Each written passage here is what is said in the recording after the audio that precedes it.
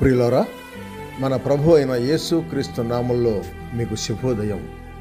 ఆయనను గూర్చి అనుదిన ఆత్మీయ ఆహారం, జనవరి 26 ప్రభుదినం. నేటి మన ధ్యాన లేఖనం ఆదికాండం 26వ అధ్యాయం 24వ వచనం. నేను నీ తండ్రి అయిన అబ్రహాము దేవుడను, భయపడకము, నేను నీకు తోడయుండి నిన్ను ఆశీర్వదించదను. వ్యాఖ్యాన అంశం ఆయన సన్నిధి వలన ఆదరణ. మొదటి భాగం. వ్యాఖ్యాన అంశం ఆయన సన్నిధి వలన ఆదరణ. మొదటి భాగం. వ్యాఖ్యానం: ప్రభువు తన ప్రజలకు తోడయున్నాడు అనే అనుభవ సత్యం ఎంత గొప్ప ఆదరణ! ఆయన్ను నమ్ముకున్న వారికి ఆయన తోడయున్నాడని యుగాలన్నిటిలో ఆయన చెప్పి ఉన్నాడు. నేను నీకు తోడయున్నాను, ఆ మాటలే అనేక పర్యాయాలు ఆయన వర్తమానం, గత కాలంలో ఆయన తోడుగా ఉండటాన్ని గూర్చిన నిశ్చయిత ఆయనను నమ్ముకొని ఉన్నవారికి అమూల్యమైన స్వాస్థ్యంగా ఉన్నది. ఇప్పుడు కూడా అంతే. ఆయన వచ్చి మనలను తండ్రిని తీసుకొని పో వరకు ఆ సంగతి అలాగే ఉంటుంది. గత యుగాలలో ఈ మాటలు చెప్పిన ఆయన మారలేదు, మారబోడు. ఆయన నిన్న నేడు నిరంతరం అలాగే ఉన్నాడు. ఆయనను గూర్చి ఆలోచించండి. తన భక్తుల్లో ప్రతి ఒక్కరితోనూ నేను నీకు తోడయ్యున్నాను అని చెప్పుచున్న ఆయన ఎవరు? ఆయన ప్రభు. ఆయన అందరికీ ప్రభు.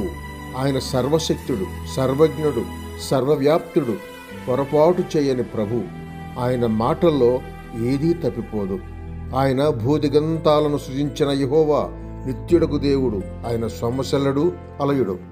యెషయా గ్రంథం 40వ అధ్యాయం 28వ వచనం చూడండి.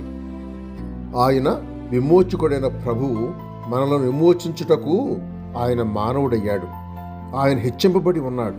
ఆయన పరలోకానికి వెళ్ళి దూతల మీదను, శక్తుల మీదను, అధికారుల మీదను అధికారం పొంది ఉన్నాడు.